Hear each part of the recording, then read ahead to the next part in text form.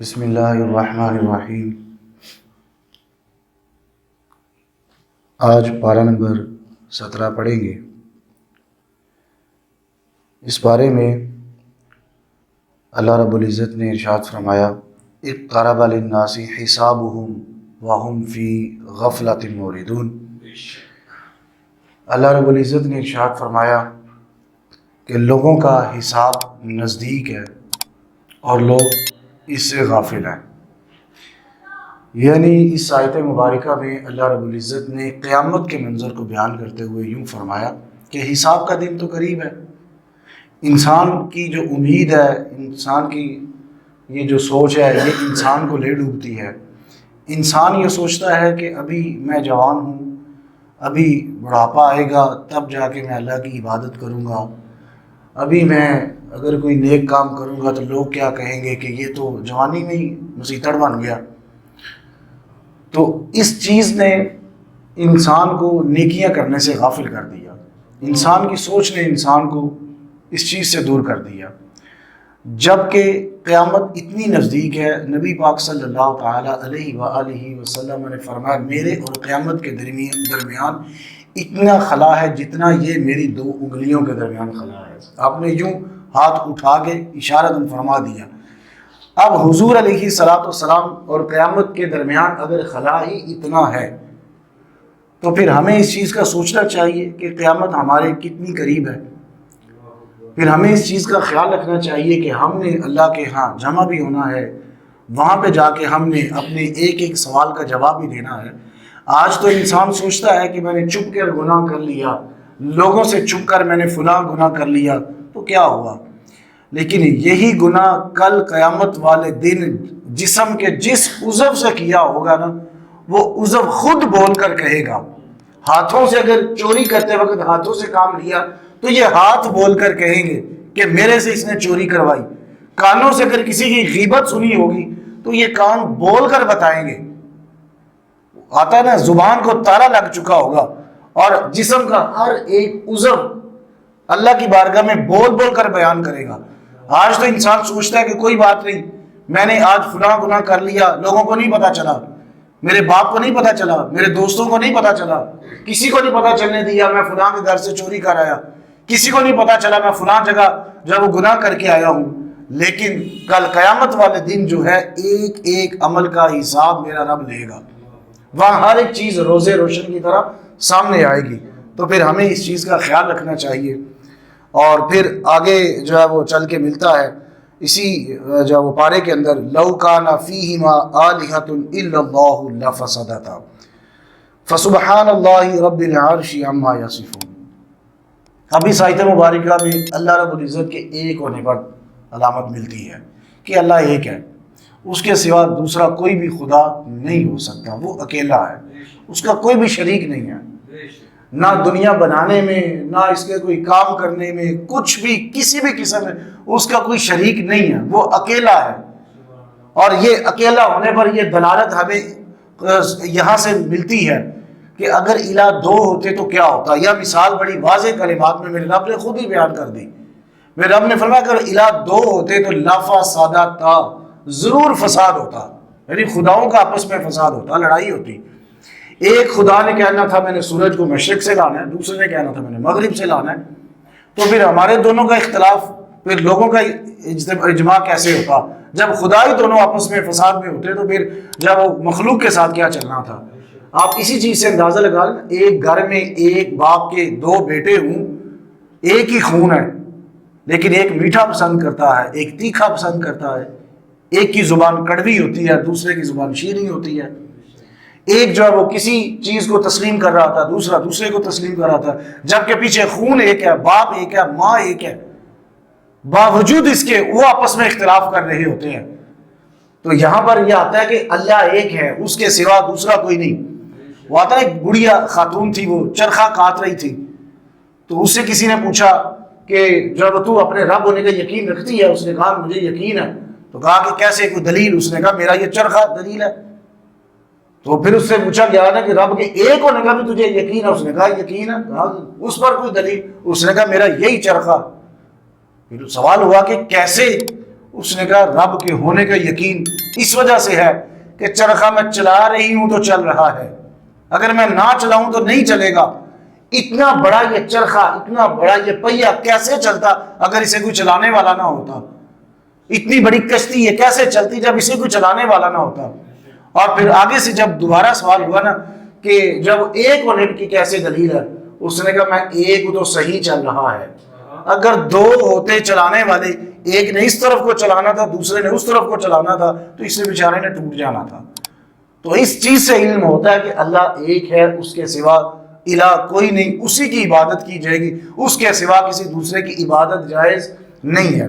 پھر آگے جا کے ملتا ہے کل نفس ذائقۃ الموت۔ اب یہاں اللہ رب العزت نے موت کا ذکر فرماتے ہوئے یوں فرمایا کہ ہر ایک نفس نے موت کا ذائقہ چکھنا ہے، چاہے جائے کہ وہ انسان ہے، چاہے جائے کہ وہ حیوان ہے، چاہے جائے کہ وہ ناطق ہے، جو کچھ بھی ہے، چرند ہے، پرند ہے، ہر ایک نے زندگی میں ایک بار موت کا ذائقہ ضرور چکھنا ہے، ایک بار ضرور وہ مرے گا۔ پھر اس کے بعد جب وہ دوبارہ اٹھایا جائے گا وہ ایک لمبا پروسیس ہے، وہ تو پھر قیامت کے دن اس کا منظر بھی آگے چل کے بیان ہو جائے گا۔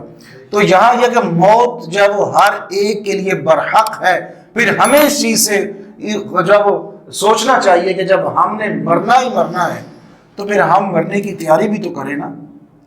وہ ایک دنیا کا بھی قانون ہے کہ کسی کے ہاں جائیں تو خالی ہاتھ نہیں جاتے، کچھ نہ کچھ لے کے جاتے ہیں۔ تو اتنی بڑی بارگاہ ہے، اللہ کی بارگاہ میں جائیں ہاتھ خالی ہوں، کوئی عمل ہی پلے نہ ہو تو پھر کیا کریں گے؟ وہ پوچھا گیا نا کہ غریب سب سے کون ہے، تو کسی نے کہا کہ غریب وہ ہے جس کے پاس مال و دولت جو ہے وہ کم ہو، تو اس پر فرمایا گیا کہ وہ غریب نہیں ہے کہ جس کے پاس مال و دولت کم ہے، غریب سب سے زیادہ وہ جس کے پاس اعمال کم ہوں گے۔ یہ سمنن قلیلہ، یہ تو سمن قلیل ہے، دنیا کا مال تو کم مال کے ساتھ جس کی مشابہت دی گئی، لیکن آخرت کا جو مال ہے وہی حقیقت، وہی مال ہے، وہی کام آئے گا۔ جس کے پاس وہ مال ہے آخرت کا، جس کے پاس نیکیاں ہیں وہ کامیاب ہے، جس کے پاس نیکیاں نہیں پھر وہ دنیا میں بھی تباہ اور آخرت میں بھی۔ اور پھر آگے چل کے ملتا ہے قلنا یا نار کونی بردم وسلاما علی ابراہیم۔ اب اسی جو وہ پارے کے اندر ملتا ہے حضرت ابراہیم علیہ السلام جب نمرود کے ساتھ معاملہ ہوا، وہ ہوا یوں تھا کہ حضرت ابراہیم علیہ السلام اس زمانے میں وہ عید کیا کرتے تھے زمانہ جاہلیت میں، اور وہ بت پرستی تب عروج پر تھی۔ تو ابراہیم علیہ السلام کو بھی انہوں نے کہا کہ ہمارے ساتھ چلو، ہمارا یہ کل خوشی کا دن ہے، آپ بھی ہمارے ساتھ سپینڈ کریں۔ تو اس پر جب وہ ابراہیم علیہ السلام نے فرمایا کہ میں اپنا عذر پیش کرتے ہوئے آپ نہ گئے، آپ پیچھے رہ گئے، اور پھر ہوا یوں کہ پیچھے جب رہے تو آپ نے یہ جملہ فرمایا کہ تمہارے جانے کے بعد میں تمہارے بتوں کے ساتھ برا حال کروں گا۔ اب جب چلے گئے سارے عید کی طرف، اور پیچھے حضرت ابراہیم علیہ السلام نے کیا کیا، جب وہ ایک ایک بت کو کلہاڑے کے ساتھ قتل کیا، یعنی مارتے گئے، ختم کرتے گئے، توڑتے گئے، ایک ایک کر کے توڑ دیا۔ پھر اس کے بعد جو سب سے بڑا بت تھا اس کے کندھے کے اوپر رکھ دیا کلہاڑا۔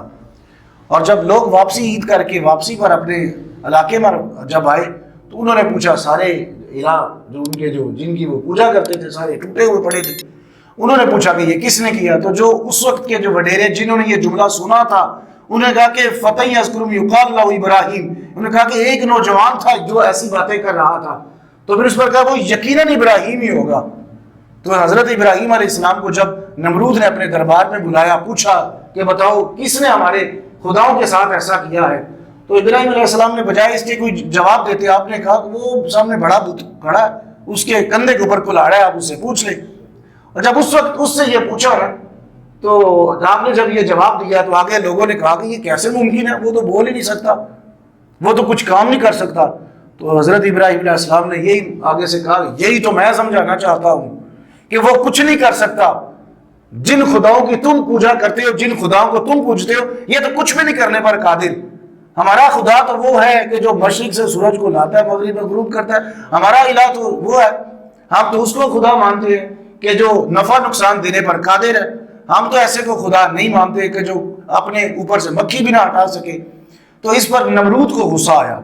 اب یہاں پر ایک بات ذہن نشین رکھے کہ ہوتا کیا ہے، جب دو اشخاص کی آپس میں لڑائی ہوتی ہے نا، اس وقت جب تک کو تو دلائل ہوتے ہیں، اس وقت تک دونوں فریق یعنی فریقین دونوں آپس میں دلائل دیتے ہیں.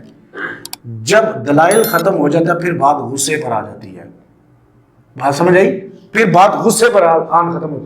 جب تک کہ نمرود کے پاس دلائل تھے نمرود دلائل دیتا رہا, اور جب نمرود کے پاس سے دلائل ختم ہو گئے پھر وہ غصے میں. آج بھی لڑائیاں تبھی ہوتی ہیں نا خاندان میں, جب تک دلائل چلتے ہیں, ادھر سے ایک خاتون ادھر سے سوال کرتی ہے جواب دیتی ہے سوال, جب دلائل ختم ہو جاتا ہے پھر گتھم گتھا شروع ہو جاتا ہے. تو نمرود نے بھی یہی کیا. جب وہ دلائل ختم ہو گئے اس نے کہا کہ پھر ایسا کیا جائے, ایک آگ جلائی جائے, ابراہیم علیہ السلام کو اس آگ میں ڈال دیا جائے. اور جب ابراہیم علیہ السلام کو آگ میں ڈالے جانے کا عمل شروع ہوا, 1 مہینے تک لکڑیاں کٹھی کی, اتنی زیادہ آگ کو بھڑکایا, وہ یہاں تک آتا کہ اوپر سے گزرنے والے پرندے بن کر اس کے اندر گر پڑتے تھے. اتنی زیادہ آگ کو جب وہ بھڑکایا گیا, اور پھر آتا ہے کہ حضرت ابراہیم علیہ السلام کو ایک منجنیق کے ساتھ پتھر کے ساتھ باندھ کر یوں پھینکا, اور آپ جب ایک فرشتے کے یوں ایسے اٹھایا اور جب آگ کے اندر آرام سے رکھ دیا. اور قرآن اور تفاسیر کے اندر گواہی ملتی ہے کہ حضرت ابراہیم علیہ السلام کا ایک بال بھی نہیں جلا. آپ کے جسم کے اوپر جو رسیاں بندھی ہوئی تھی نا, جن سے باندھا گیا تھا, وہ رسیاں جل گئی تھی, لیکن حضرت ابراہیم علیہ السلام کو کچھ بھی نہ ہوا. جبرائیل امین بھی آئے, انہوں نے کہا حضرت کوئی میری ضرورت ہو تو مجھے بتائیے. تو آگے سے حضرت ابراہیم علیہ السلام نے فرمایا کہ تمہاری کوئی ضرورت نہیں. پھر کہا کہ پھر اپنے رب سے مانگ لے. پھر ابراہیم علیہ السلام نے فرمایا میرے رب کو میرا علم ہے کہ میں کہاں ہوں, میں اس وقت جب وہ پکاروں گا نہیں کہیں بے صبری میں نہ آ جائے.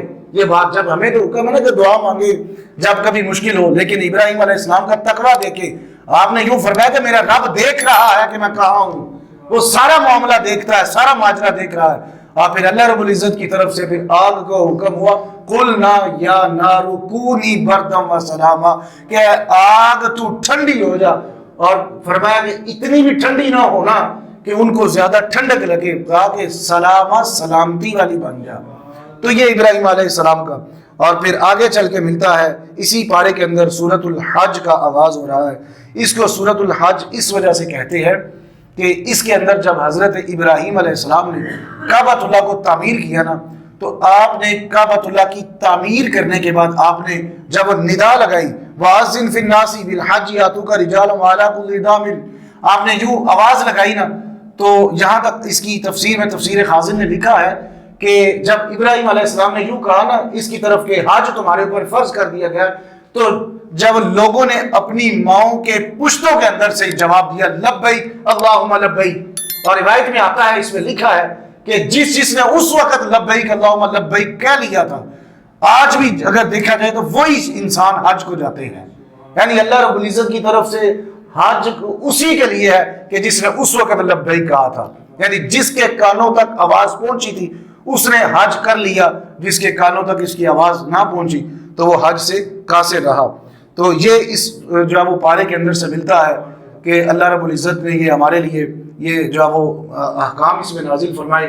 اللہ رب العزت سے دعا ہے جو سنا سنایا اس کو سمجھنے کی توفیق عطا فرمائے.